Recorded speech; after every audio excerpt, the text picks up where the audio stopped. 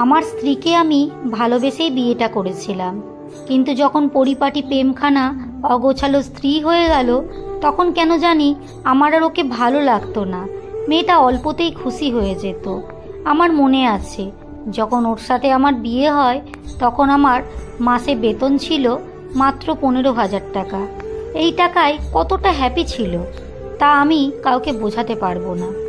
আমার থেকে আমি শুরু করে আমার প্রতিটা পরিবার মানুষের খেয়াল রাখতো, আর দিন শেষে চাইতো একটু ভালোবাসা, যেটা আমি সময়ের সাথে সাথে কমিয়ে দিলাম।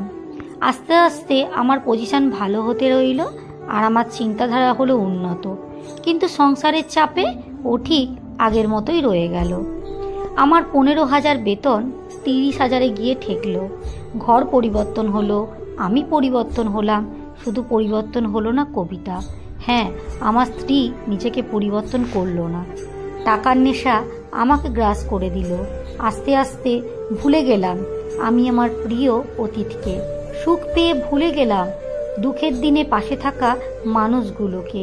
সারাদিন খাটাখাটনি করে খাবার টেবিলে যখন কবিতা অপেক্ষা করত আমি বলতাম যত সব আদিক খেতা। বৃষ্টি হলেই আমার হাত দুটো ধরে বলতো চলো না একটু দুজনে গিয়ে বিলাস করি। আমি তখন বলতাম বয়স তো কম হলো না, এখন এসব পাগলামি ছাড়ো। মাঝরাতেও যখন পিরিয়ডের ব্যথায় কুঁকড়ে উঠত আমি নাক সিটকে পাশের রুমে চলে যেতাম। দিনের পর দিন তার ভালোবাসা বেড়েছিল আমার প্রতি, আর আমার অবহেলা বেড়েছিল। একটা সময় পর আমার পরিবারও ওকে অবহেলা করতে শুরু করলো। যার হাতের রান্না সবাই তৃপ্তি করে খেত, এখন নাকি তার রান্না ভালো হয় না। যে ওষুধ না দিলে আমার বাবার ওষুধ খাওয়ার কথা মনেই থাকতো না, আজকাল নাকি সে ভুল ওষুধ দিয়ে আমার বাবাকে ড্যাশ মারার চেষ্টা করছে।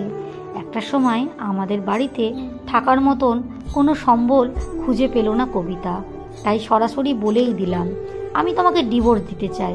সে সেদিন খুব অবাক নয়নে চেয়েছিল, কোনো প্রতিবাদ করেনি। হয়তো সে বুঝতে পেরেছিল তার এই বাড়ির প্রয়োজন ফুরিয়েছে। তারপর সেই আকাঙ্ক্ষিত সময় এলো যখন কবিতার আর আমার ডিভোর্স হয়ে গেল।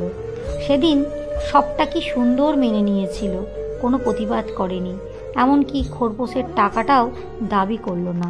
উকিল যখন বলল সে কেন টাকা নেবে না, তখন সে বলল যে মানুষটাই আমার হয়নি তার টাকা দিয়ে আমি কি করব।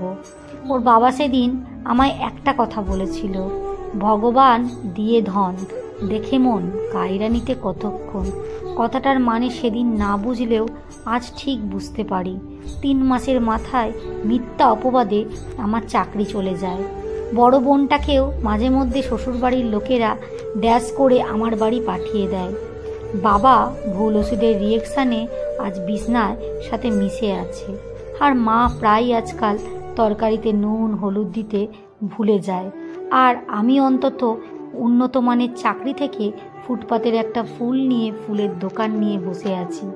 আজ এই কথাটার মানে বুঝলাম, দিয়ে ধন দেখে মন কায়রা নিতে কতক্ষণ। লুকিয়ে খোঁজ নিয়েছিলাম কবিতার, শুনেছি অন্য এক জায়গায় তার বাবা বিয়ে দিয়েছে, স্বামী একজন ডাক্তার, খুব সুখে আছে।